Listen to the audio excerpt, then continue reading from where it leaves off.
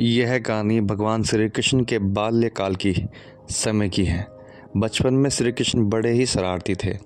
आए दिन भगवान श्री कृष्ण के नए नए उल्हाने रोज यशोदा मैया के पास आते रहते थे। इन्हीं उल्हानों से तंग आकर एक दिन यशोदा मैया छड़ी लेकर कृष्ण भगवान के पीछे दौड़ने लगी। यशोदा मैया को भगाते भगाते गोविंद एक कुम्हार के घर में घुस गए। उस वक्त कुम्हार अपने काम में व्यस्त था, पर जब कुम्हार की दृष्टि भगवान कृष्ण पर पड़ी तब कुम्हार बड़ा ही प्रसन्न हो गया।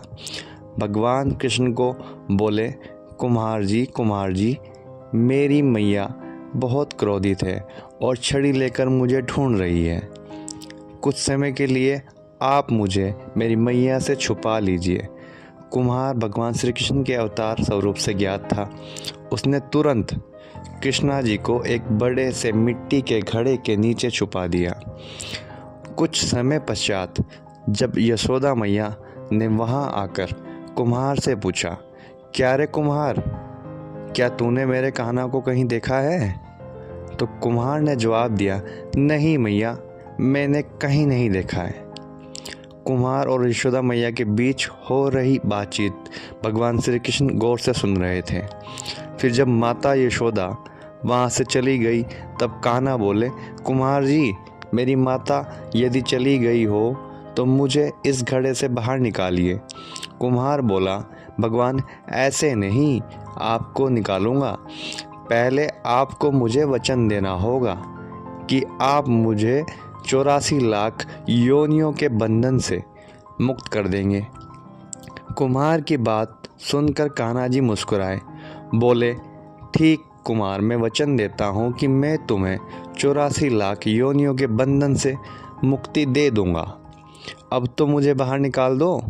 कुम्हार बोला, मुझे अकेले को नहीं महाप्रभु, मेरे पूरे परिवार को भी आप 84 लाख योनियों के बंधन से मुक्त करने का वचन दीजिए, तो ही मैं आपको घड़े से बाहर निकालूंगा।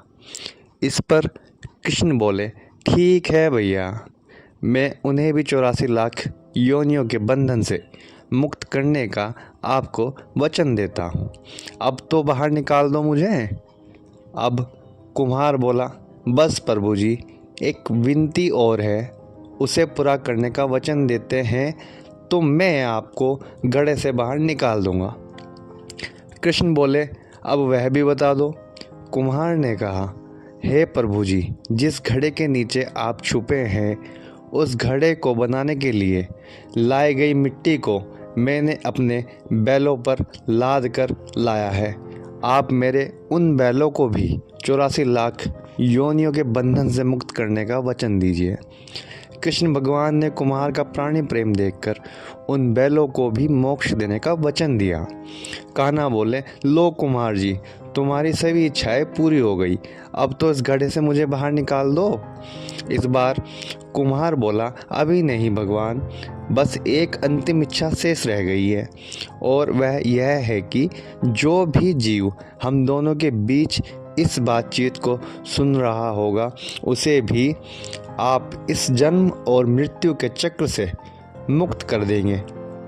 बस यही वचन भी मुझे दीजिए, तभी मैं आपको इस घड़े से बाहर निकालूंगा। कुम्हार की सच्ची प्रेम भावना देखकर कृष्ण भगवान अति प्रसन्न हुए और उन्होंने कुम्हार को तथास्तु कह दिया।